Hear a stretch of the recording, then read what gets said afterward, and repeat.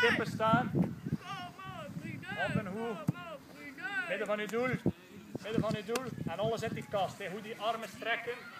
Klaar? Ja. Oké, de hand. Oké, niet vast. Klaar, weer een andere. Oh, dat wordt slecht van mij. Recht. Oké, op, stop. En tijd.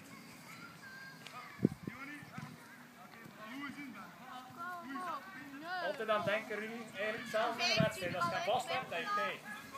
Als je wegstaat. Klaar? 6 bal. Goed. Pakken, Rudy. 2! Vast. Stop.